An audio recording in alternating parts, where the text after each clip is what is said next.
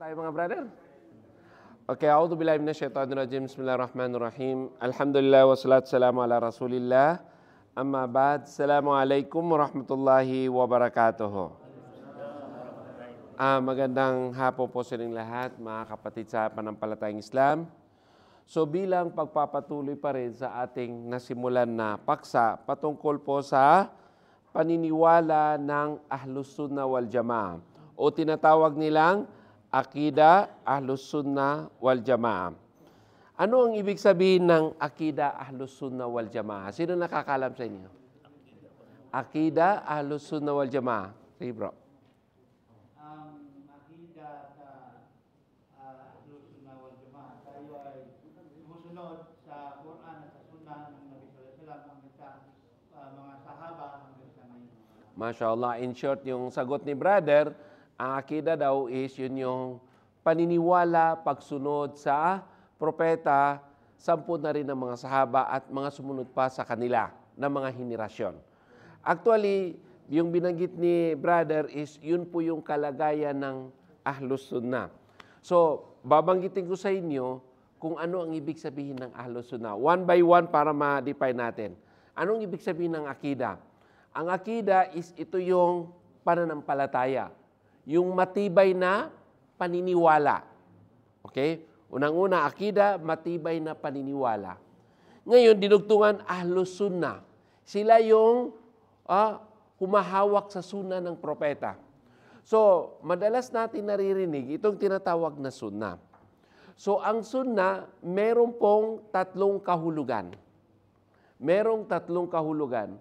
Kapag ito ay ginamit sa fiqh, ibig sabihin ng fiqh is yung mga gawaing pang-araw-araw katulad ng dasal, pag-ayuno. So ang kahulugan po ng sunnah doon ay mga kanais-nais gawin. Okay? Opposite ng fard, wajib. Yung wajib, obligado. Yung sunnah ay kanais-nais na gawin. Kapag gagawin mo, ikaw ay gagantimpalaan ng malaki. At kapag hindi mo naman ito gagawin, ay hindi ka naman parurusahan. Pero yun nga lang is, naiwan mo yung isang napakalaking gantimpala na maaari sana is makamit mo kapag ito ay ginawa mo. Maaari ka ring sisihin. Although na hindi ka naman magkakasala, pero pwede kang sisihin. Sabihin, sayang brother, ba't mo iniwan yung kwan na yun? Halimbawa, maluwag ka, hindi ka nagdasal ng tarawih. Sayang brother, is yung gantimpala pa naman nun is, kung sa loob ng Ramadan, hindi ka na nagtarawih, hindi ka magkakasala. Kaya lang, pwede ka nang sisihin ng mga kapatid, sayang brother is yung gantimpala pa naman nun, sino ang makapagtayo ng tarawih sa gabi ng Ramadan ay patatawarin ang mga naunang kasalanan. So yun ang pwede nating sabihin sa kanya na, sayang, sinayang mo yung gantimpala na sana ay makamit mo. Kumbaga sa makamundong bagay, kung merong mga overtime, ay sayang brother, alam mo ba yung bayad ng overtime? Times 3. So, nung magsahod na yung mga brother is, doon mo palang nalaman, ay, sayang, ba't hindi ko ginawa? Pero hindi ka naman pagagalitan nung kumpanya kung hindi ka nag-overtime dahil hindi naman required yung pag-overtime.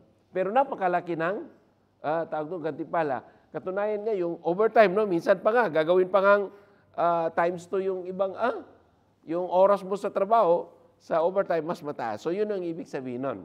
Ang sunnah, alaikum salam, ulitin natin, kapag ito ay ginamit sa fiqh, sa gawain, is ang kahulugan nito ay kanais-nais gawin. Pangalawang kahulugan ng sunnah is yung relihiyon mismo. Relihiyon. Ayon sa relihiyon ng propeta sumakanya nawang kapayapaan. So, ito naman ay opposite ng Shia. Kung ang pag-uusapan is sa mga Muslim, sa mga tawag doon, sa mga Muslim na sekta, dalawa kasi yung sekta lamang . Maaring sa Shia o di kaya sa Sunni. Ito ay hinango mula sa Sunnah. So kapag ikaw ay nasa lihis, halimbawa kung ikaw ay doon sa kabilang sekta ng Shia, so hindi ka kabilang sa Sunni o di kaya Ahlus Sunnah. Kabilang din sa kahulugan ng Sunnah, kung ito ay pag-uusapan mismo sa akida, is ito yung tinatawag na pamamaraan ng propeta. Pamamaraan ng propeta, sunna ng propeta. Ibig sabihin ng sunna, pamamaraan. Kung ano yung ginawa ng propeta, ano yung katuruan ng propeta, yun yung sunna ng propeta, pamamaraan ng propeta. Kaya tinawag na akida, ahlus sunna, akida, pananampalataya, paniniwala, matibay na paniniwala ng mga taong nanghahawak sa sunna ng propeta. So malino na mga brother. Paniniwala, matibay na paniniwala ng mga taong nanghahawak sa paniniwala, gawain ng propeta sumakaninawang kapayapaan. Ahlus sunnah wal jamaa.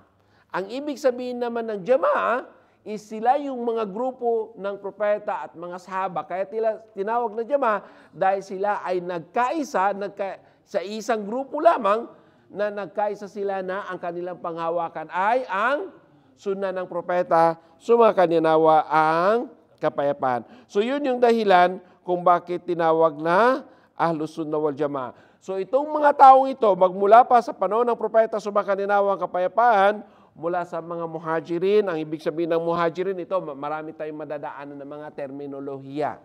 So bawat terminolohiya, mga bagong mga salita, bibigyan natin ng kahulugan upang sa ganon, kung sakaling madaanan natin, alam na niyo kung anong kahulugan nun.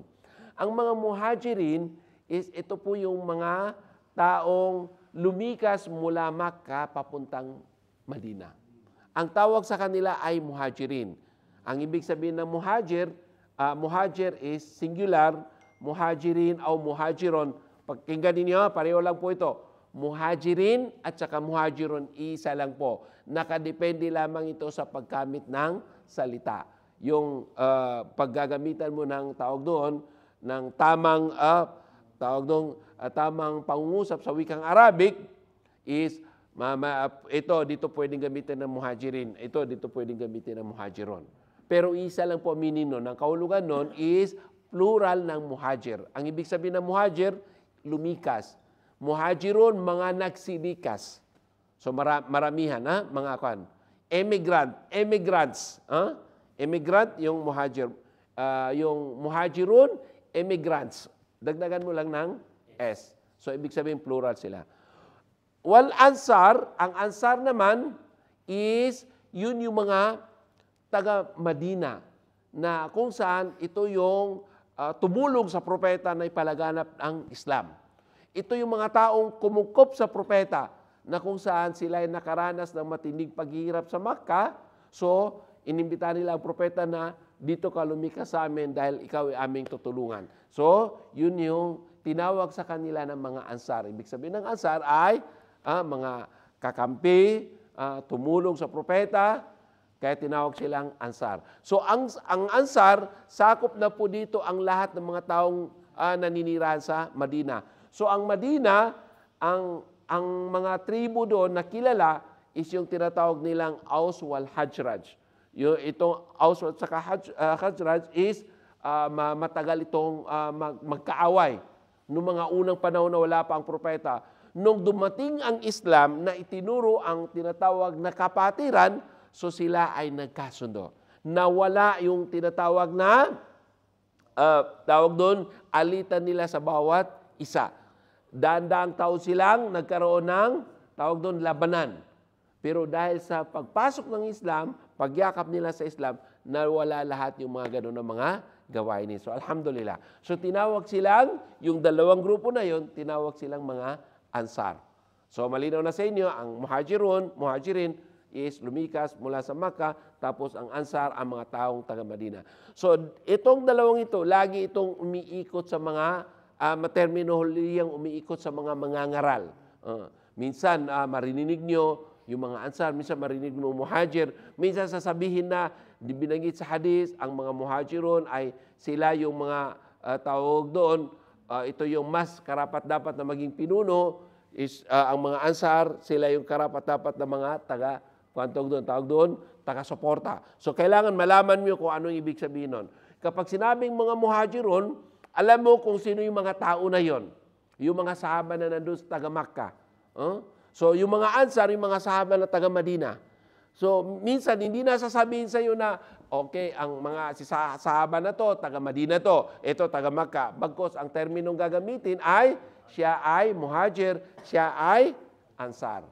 Yun lamang ang gagamitin. So, malinaw na sa inyo kung ano ang ibig sabihin ng muhajir at saka ansar. Okay. So, maliban pa sa kanila na mga kasama ng propeta, so ibig sabihin, meron din palang mga kasama ng propeta na hindi kabilang sa muhajir at saka ansar. Ito yung mga tao na mga nasa labas na ng Makkah at saka Madina na yumakap sa Islam. Na naging kasama din ng propeta. So, mas malawak naman ang kahulugan ng tinatawag ashabun nabi. Itong ashab is kasamahan ng propeta. So, ang termino sa kanila ay sahaba. Ang sahaba, pag narinig niyo yung terminong sahaba, is nangangahulugan na ito ay plural ng sahabi. Sahabi, ang ibig sabihin ng sahabi ay kasamahan ng propeta. Naniwala sa propeta, ang kanito, definasyon nito, para pwede kang tawaging sahaba or sahabi, ay sila na mga taong yumakap sa Islam. Nakita ang propeta at sila ay pumanaw sa Islam.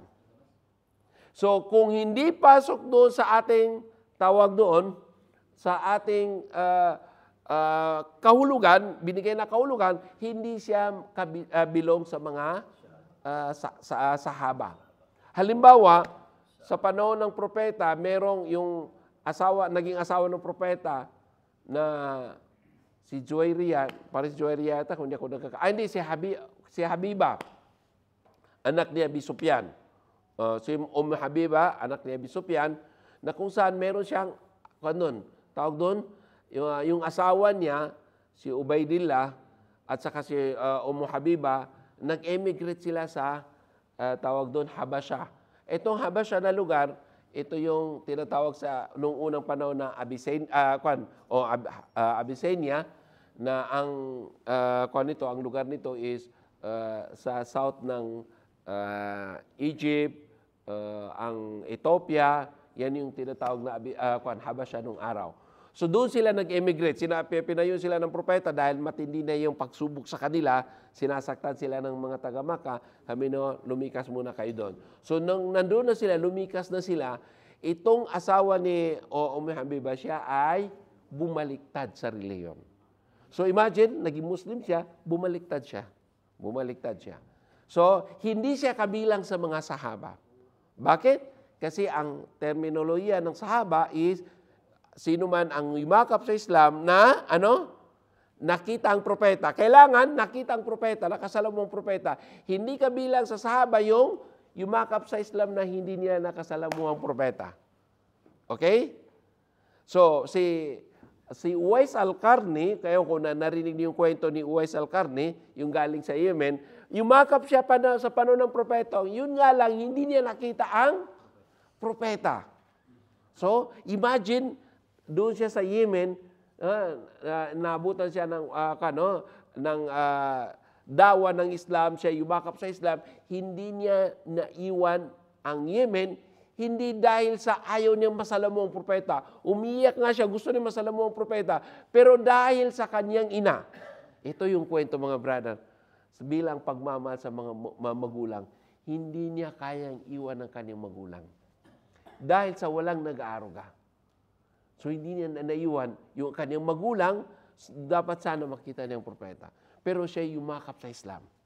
So nung siya yumakap sa Islam, at nagkaroon na rin ng pagkakataon na makapunta ng Madina, yun nga lang, hindi na niya inabot ang propeta dahil siya ay pumano na ang propeta. Anyway, set aside natin siya. Maganda yung kwento kay Uwais Al-Qarni. Bigyan natin siya ng oras.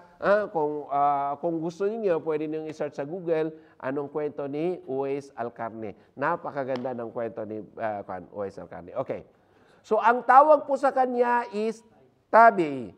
Although na may mga scholar na tinawag siyang muhadram. Ang ibig sabihin ng muhadram is yung mga taong naniwala sa panahon ng propeta na hindi nila nakasalamuhang propeta. Kasi may mga termino yan. Sahabi, yung mga naniwala sa panahon ni Propeta Muhammad, nakita nila si Propeta Muhammad, naniwala sila at siya yung pumanaw na manampalataya. So maaari ito lamang yung kalagayan ng tao na hindi maituturing na sahabi, yung si si Ubaydillah. Maliban doon, halos lahat, sabihin natin 99.99% is lahat ng mga yumakap sa Islam ay wala na pong naisalaysay na sila ay bumaliktad sa reliyon sa panahon ng propeta. Maliban na lamang yung ilan. Kasi nung pumanaw ang propeta, merong bumaliktad at bumalik din sila. Yung mga bumaliktad na yun is bumalik din sila, nagkaroon ng konting tawag doon, nung pamumuno na ni Abu Bakar, katulad ng kinuwento kanina ni Ustaz Nur, na talagang pinaninindigan ni Abu Bakar na yung mga tao na yun na pinaghiwalay nila yung zakat at saka yung sala dahil ang kadahilanan, ang kanilang paninindigan, namatay ng propeta, kaya gawin na nila ang kanilang gustong gawin. So dahil sa meron pang pinunong Muslim na malakas, akala nila namatay na ang propeta ay wala nang sa kanila, wala nang pwedeng manghawak sa kanila. So alhamdulillah, nanumbalik pa rin sila muli sa tamang relihiyon. Okay.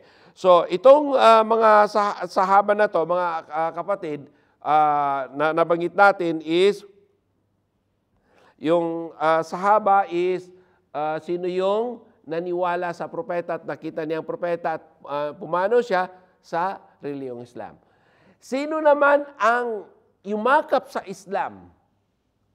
Pakinggan ninyo. So yumakap sa Islam na ang nakita na lang niya, nakasalamuhan niya is yung sahaba, yung isang sahabi. Hindi na niya inabutan ng propeta. Ang tawag naman sa kanila na henerasyon ay tabi'i. Tabi'in kapag marami. Tabi'i ay isa.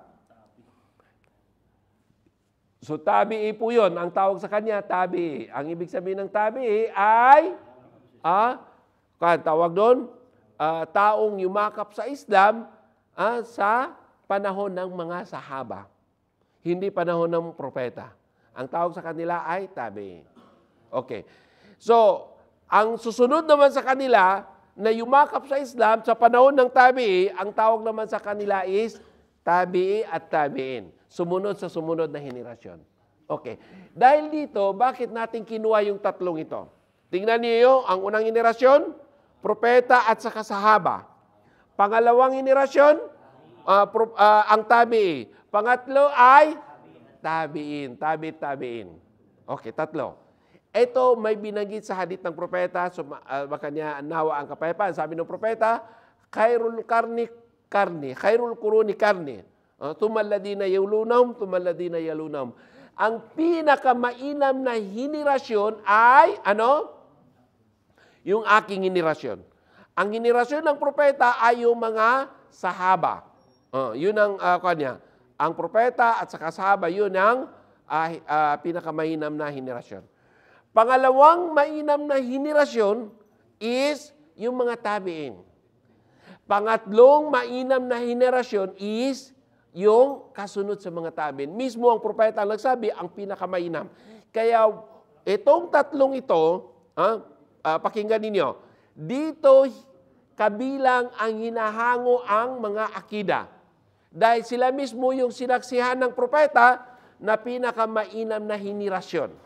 Okay. So, kailangan natin yung makuha kagad.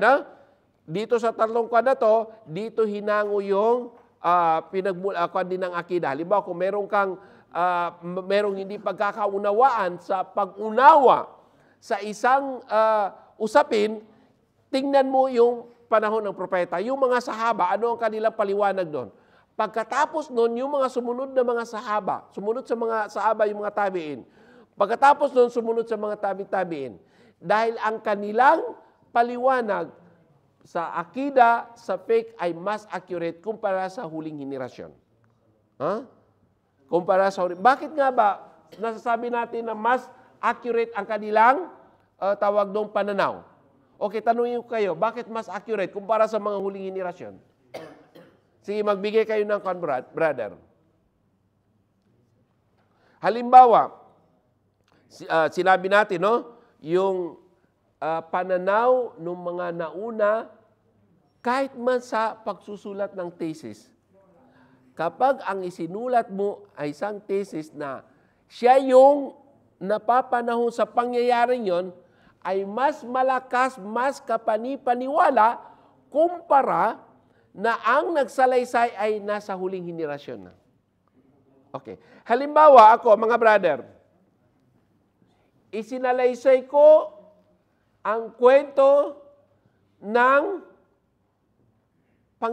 pangyayari noong panahon ng Hapon. Nagsulat ako ng kasaysayan sa panahon ng Hapon. Ang aking lolo, nagsulat ng kasaysayan sa panahon ng Hapon na nakasalamuhan niya yung mga Hapones. Saan ang accurate na knowledge? Yung sa akin o yung aking lolo? Lolo. Bakit? Siya yung direct mismo nakakita doon. Yun yung kaibahan nun. Okay. Kayo na nakakita sa akin, nagbibigay tayo ng mensahe ngayon.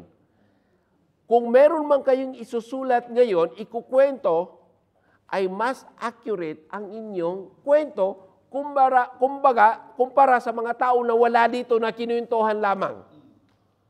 Okay? Malinaw mga brother. Mas accurate. Bakit? Kasi, nakasalamuhan ninyo, nakita ninyo. So, yun yung kaibahan. So, ang kanilang, tawag doon, ang kanilang pananaw ay mas accurate. Okay. Gayun din, may mga salawikay ng propeta, kahit hindi lang din doon, yung mga salita. May mga salita sa panahon, sa tuwing panahon, na naintindihan natin, hindi alam ng huling henerasyon. Naniniwala kayo doon? Okay, para maging malinaw. Sino ba ang atheist dito? Siyempre, marami mga atheist dito, no? Okay. Yung mga atheist na mga salita, hindi alam ng mga, ito sa 2000 na.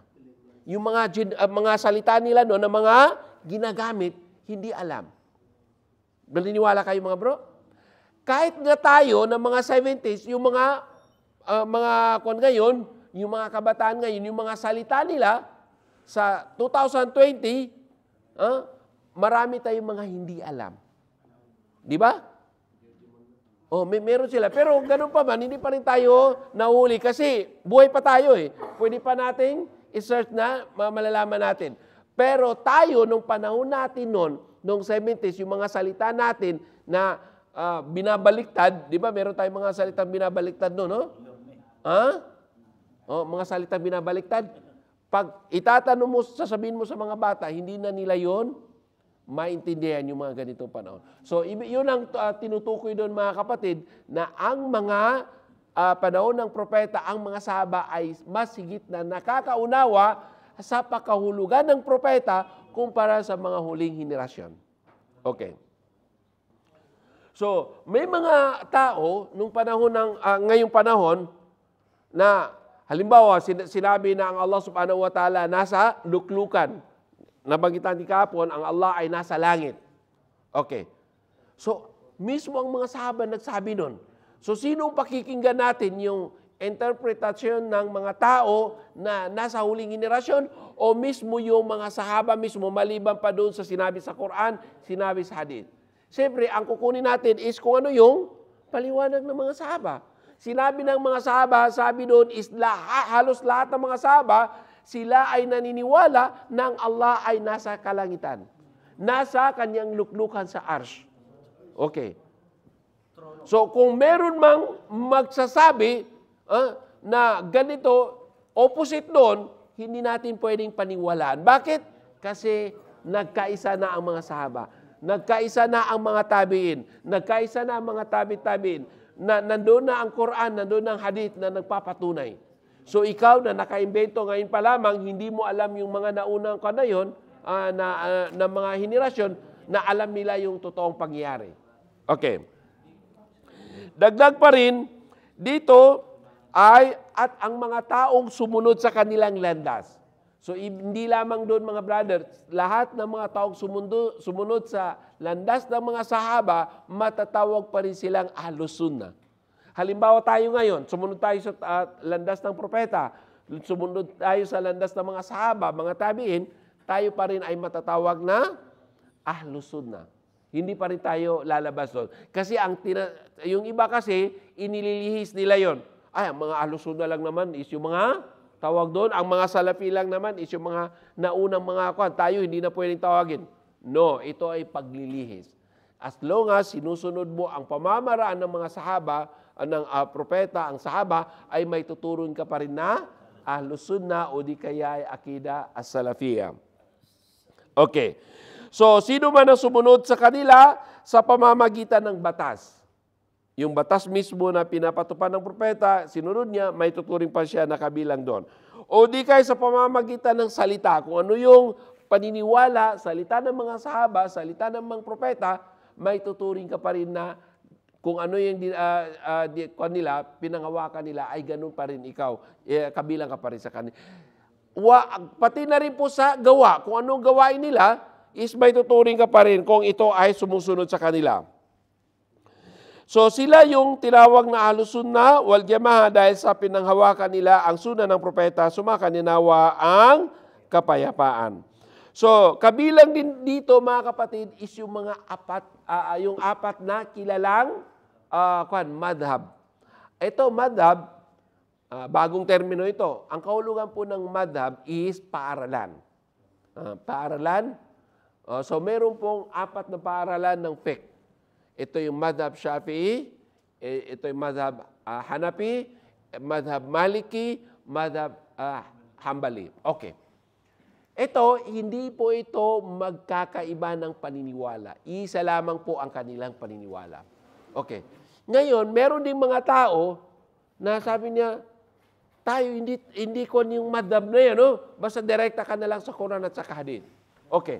Para sa kaalaman ninyo, itong mga imam na ito, sila yung nagpagaan sa atin para maunawaan natin ang Islam.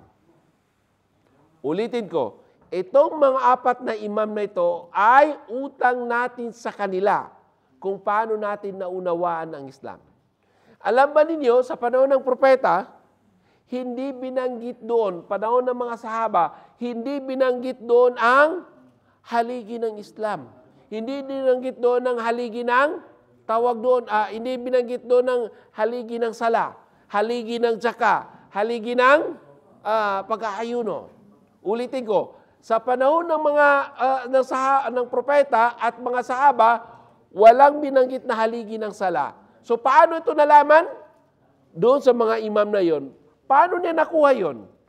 Dahil sa kanyang pag-ipon, inipon niya ang lahat ng mga wikay ng propeta at nung matapos niyang pag-aralan at inipon, nakakumpile sila ng aklat. At doon nila pinadali ang lahat ng bagay. Kaya naunawa natin ito sa pamamagitan ng mga imam. Okay. Ganun pa man, wala ni isang pantas na nakuha niya ang lahat ng kaalaman. Wala ni isang pantas sa buong mundo na lahat ng kaalaman ay nakuha niya. Walang sino man na pwede makakuha nun. So, anong nangyari? Itong apat na to ay nagkatulungan sila. Ito, unang lumabas, yung Imam Abi Hanifa, pinagaan niya yung pangunawa sa batas ng Islam. Tapos dumating naman si Imam Malik, ganon din, dinagdagan din niya kung paano maunawaan ang Islam. Kasi merong mga usapin na yung nauna, hindi niya natakal yung ibang bagay. Dumating yung isang pantas, kanya namang natakal, kanyang nabuksan ng usapin na yun. O di kaya ay pareho nilang nabuksan. Magkaiba sila ng pananaw. Normal na lang po na isang tao is hindi pare-pareho ang pananaw ng paningin sa isang bagay. Tandaan ninyo, wala ni isang tao, wala ni isang pantas, wala ni isang scholar na magkapareho sa lahat ng pananaw. Kahit normal na tao, hindi po pwede magkapareho. Kahit sabihin natin puro engineer yan, di ba engineer? Hindi magkapareho ng, kahit puro doktor yan, hindi magkapareho ng pananaw. Ngunit, ganun pa man, dahil meron tayong batayan, Quran at saka Hadith, tayo na nag-aaral, sa theory ng Quran at sa Hadith. Pinag-aaralan natin ng ano ang tamang paggamit ng Quran, ano ang tamang paggamit ng Hadith. Hindi nangangahulugan, mga brother, na kapag ang isang pantas ay nagbigay na ng dalil, nangangahulugan na ang kanyang pananaw ay tama. For more information, hindi nangangahulugan na kapag ako ay nagbigay ng ebidensya, dalil, na ang aking pinanghahawakan ay accurate na 100%. Bakit nga ba? Ito ang kadahilanan. Okay. Minsan, yung talata na aking babanggitin na hindi pala yun yung pakahulugan. Maliban na lamang na direct yung talata mismo. Sinabi, akimus sala, itayo ninyo ang dasal. O yun, napakalinaw, itayo daw ang dasal. Obligado itayo. Kaya dito sa mga, sa ibang mangangaral sa Islam, maliban sa Islam, bakit ang dami mga sekta? Kasi minsan sa isang talata hindi magkakatugma ang uunawa. Imagine, isang Bible lamang ginagamit. Alam mo, yung mga mangangaral sa Kristyanismo, sorry to say, wala tayong babanggi kung anumang sekta yan. Minsan, isang talata lamang ang gagamitin. Pero magkakaiba sila ng pangunawa. Di ba? Ganun din sa Islam. Pero ang kaiba naman sa Islam, merong, merong teorya na dapat sundin. Pag isinunod mo doon sa teorya yun, hindi ka mawawala sa tamang pangunawa. Okay. So, unang-una, halimbawa, ang isang dalil dumating. Ipagpalagay natin na hadith. Unang titingnan, sabi ni brother, Ustaz, ito yung dalil ko. Halimbawa, ako ay isang teacher ninyo. Dalawang nag-discussion. Sabi ko, brother, ano ang hatol mo sa bagay na ito? Sabi ni brother, haram, ito ang dalil ko. Sabi ni brother, halal, ito ang dalil ko. So, titingnan natin kung sino ba ang mas accurate sa kanila sa paggamit ng dalil. Unang-unang paggamit ng dalil, mga brother, is titingnan mo ang authenticity. Okay? Nakuha ninyo? So, authenticity ng dalil. Na ang ibig sabihin ng authenticity is yung ito ba ay totoo o hindi. Once na napatunayan na hindi authentic, wala nang pinag-usapan. Kahit naman sa harap ng husgado, parang ikaw yung hukom. Dalawang tawag doon, ito, depensa, ito ay, tawag doon, nag-aakusa. So, di ba, bawat isa sa kanila nagbibigay ng ebidensya, no? So, ngayon, bilang hukom, titingnan mo yung gaano kalakas yung ebidensya niya, pati rito, ebidensya niya. So, unang titingnan sa dalil is yung authenticity. Tama ba yung, authentic ba yung kanyang ebidensya? Muli, hindi pa nagtatapos. Okay, sabihin natin authentic. Kung hindi authentic, wala.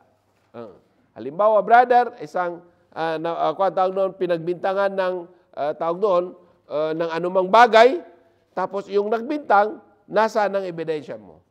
Tapos kung wala siyang may pakitang ebidensya, brother, okay, umuwi ka na. Dismiss ang kaso. May nakitang ebidensya. May naipakuan. Sabi niya, meron akong ebidensya. So, sisilipin ko yung ebidensya kung gaano ka authentic. Gaano ka authentic. Nakita ko authentic. Halimbawa, para maging malinaw, dalawang tao, si brother, lupa niya, ito is nag-angkin ng lupa. So, nung dumating na, Ustads, yung lupa na kinatitirikan niya ay pagmamayari ko. Bakit? Nandito ang, tawag doon, ang titulo. Okay. Una kong titingnan, authenticity ng titulo. Kung gaano katotoo. Okay. Totoo ba yun? Na, halimbawa kung sinabi kong authentic, sapat na ba yun? Hindi pa. Hindi pa sapat.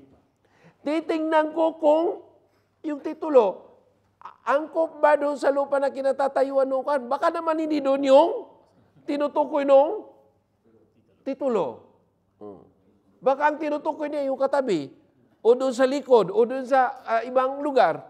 So, kahit na authentic pa, titingnan mo kung kapareho mismo nung tinutukoy, Kung kapareho mismo ng tinutukoy, yun pa rin siya, 100%, walang pag-aalinlangan, doon ko palang mapapatunayan na sa kanya yung kwan na yun. Okay. So, ganun din po yung dalil. Ang ebidensya, once na nagbigay ng ebidensya, ang sino mang mangangaral, titingnan ko yung kanyang, tumutukoy ba doon sa kanyang pangungusap yung ginamitan niya ng dalil. Kung hindi tumutukoy doon, ay hindi rin po, hindi natin masabi na tama yung sinabi niya. O hindi natin masabi na 100% yung sinasabi niya is tama. Okay. Ngayon, brother, minsan nangyayari na bawat panig merong outcome. Merong dalil. Ang ibig sabihin ng dalil is evidence. Merong evidence na parehong authentic. Yun ang problema. Paano mo ito? Anong gagawin mo? Parehong authentic. Sabi ni Ustad, ito, nandito sa Al-Bukhari, sinabi ng propeta sa mga kaninawang kapayapaan. Ito, sinabi ng sa Al-Bukhari, ganun din.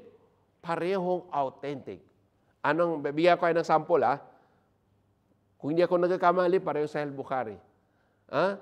Yung, tawag doon, yung paghijama sa panahon ng Ramadan. Unang hadith is after al-hajim wal-mahjum. Ibig sabihin nun, nasira ang ayuno ng naggumawa ng hijama, pati yung ginawa ng hijama. Ang ibig sabihin ng hijama is yung blood cupping. Alam mo yung blood cupping? Yung, tawag doon?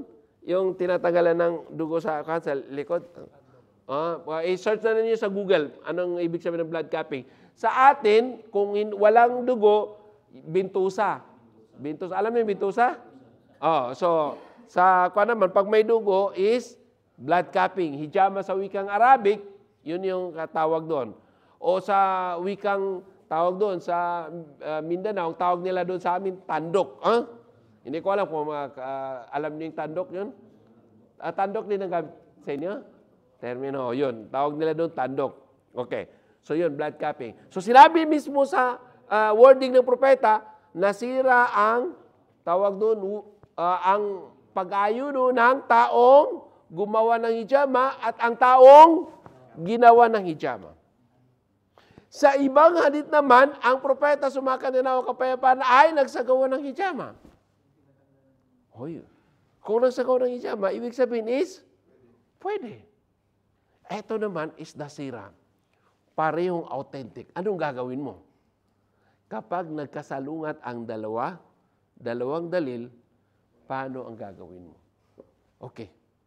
Sasabihin ko, pili na lang ako sa isa. Iwan ko yung isa. Di ba pwede, no? Pwede. Dito nagkakamali yung ibang mga pantas. Sasabihin nila, kunin ko na lang yan, iwan ko yung isa. Hindi po pwede yun. Bakit? Hindi ba rin yung salita ng propeta? Di ba? Iniwan mo, salita ng propeta. Ito, iniwan mo, salita rin ng propeta. Di ba? So, hindi po pwede yun. So, ano ang accurate na paggamit pag gano'n? Nagkaroon ng contradiction. Unang-una mga brother, kapag ang nagkaroon ng contradiction yung mahina at saka authentic, automatic yung mahina, hindi na yung gagamitin. Ang gagamitin is yung authentic. Kapag ang nagkasalungatan ay parehong authentic, ang titingnan naman is sikapin na pagsamahin ang dalawa. Okay.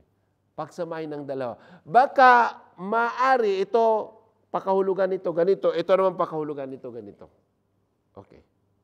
Kung kaya pagsamahin, mas mainam. Kaysa, i-abulis mo ang isa, kukunin mo ang isa. Kasi pareho salita ng propeta. Okay. Once na hindi na kayang pagsamahin, totally opposite direction. Yun yung tinatawag nilang contradiction na mismo. Ngayon, ang tamang pag-unawa doon is titingnan mo saan ang una, saan ang huli. Ang una is abrogated. Ang huli, yun ang nag-abrogate. Medyo makakuha na termino. Ang ibig sabihin na abrogated, nawala ng visa. Yun yung una. Tapos yung huli, yun yung nagkaroon ng visa. Okay. Anyway, bukas, ipagpapatuloy ko sa inyo kung paano yung paggamit nun. So hanggang dito lang, meron na lang tayong 2 minuto. So magsagawa muna tayo ng dua. Wa akhiru da'wana alhamdulillah. Assalamualaikum warahmatullahi wabarakatuh.